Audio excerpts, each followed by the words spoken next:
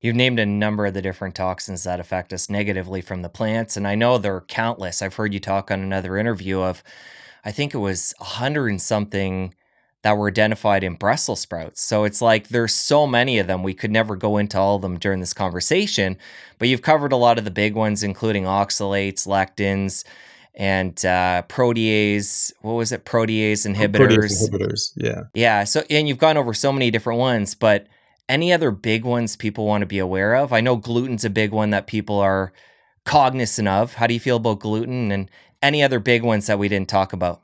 Well, gluten is a lectin, and so that's one of the lectins. So there are thousands of different kinds of lectins, and there are lectins actually in animal derived lectins as well, but they don't seem to cause any health issues to us anyway. Um, but there are a number of different lectins. Ricin is a lectin. This is some people may have heard of this. This is from the husk of castor beans. You press the castor bean and get castor oil. This is a laxative that people use for centuries, and what's left over you can sort of get out of there is this lectin called ricin, which is the most poisonous thing known to man.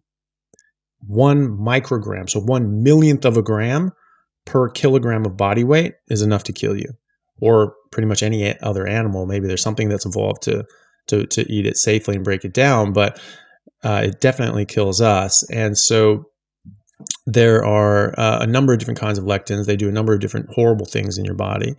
And phytic acid is another one. They can bind to different uh, minerals and things like that, like calcium, magnesium, zinc, and it makes it so we can't access this.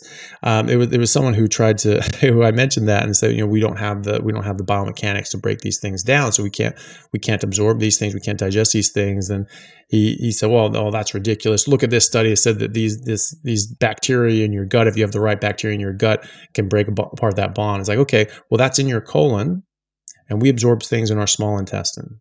So unless you want to eat your feces and get that back through the ramp again, it doesn't matter that it got broken down in your colon by these bacteria if you have the bacteria, which you may or may not have. So the point is we can't absorb it and then utilize those nutrients once it's bound to phytic acid and forms these phytates. Tannins are another group of defense chemicals that can bind to nutrients, cause nutrient deficiencies, bind to proteins and other sorts of nutrients that can be harmful. There are a lot of different kinds of tannins, and some tannins in very small amounts, may have like a hormetic effect, because there are some studies that suggest that certain tannins may provide a benefit in very small amounts. But there are many different kinds of tannins. So it's just tannins in general aren't a good thing. You need to know which tannins. You need to know how much you're getting, and that's very difficult. Just guessing and saying, I bet it's fine.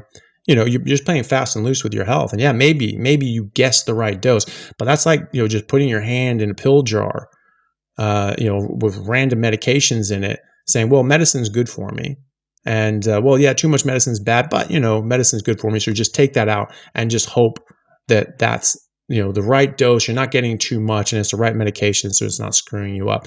That's obviously that's an extreme example, but I do think that that's similar to a similar response. You're taking a guess, and the only person that has something to lose here is you, and so that's just not a gamble that I'm really willing to make with myself.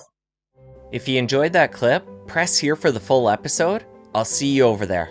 No animal eats the variety of plants that we do, and I think that that's causing and driving most of the modern non-communicable chronic diseases that we face these days. It is the complete elimination diet because it gets rid of